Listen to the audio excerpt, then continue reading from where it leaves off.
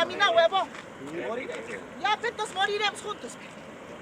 ¿Qué cosa contaminado? ¿Cómo me va a decir que estoy contaminada? Señora, por favor. Chacra, estamos, papi, mira, nuestro mano, mira, ¿cómo está? ¿Dónde está trabajando? Estamos trabajando, estamos cosechando. ¿Por qué no van a hacer cuarentena en sus ¿Y casas? ustedes por qué no hacen su cuarentena? Nosotros estamos haciendo las normas. Controlando acá, gente como ustedes, les importa el dinero, están trayendo gente, Ay, cojuño, ojalá Una persona puede pasar caminando, gente enferma puede llegar a tu casa. Tenemos contingencia, señora. Acá no estamos en guanta para cerrar la pista para que no pase enfermedad. Es una Ya de repente yo tengo. Por gente irresponsable como ustedes, Enciérrate ahí, cuídate ahí, cuida a tu familia. por gente irresponsable como ustedes, troncando, pueden ser es una tranquera esto. Enfermo puede pasar por el cerro. Está bien, Enfermo puede llegar a tu casa primero. Y a primera a tu casa te va a Enfermo llegar. puede estar con tu mujer primero.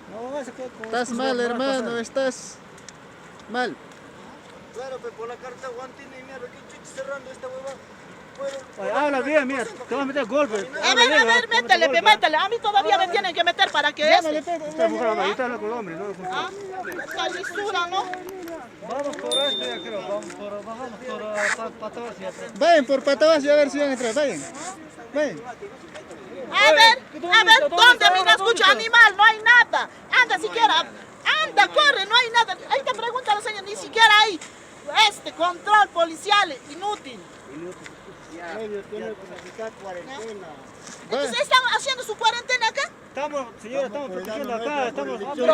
¿Qué protege? Ciérrate en tu casa. Entonces, ¿por qué no se van a Sachabamba ustedes? ¿Qué hacen aquí? ¿Por qué quieren entrar a Vilcas?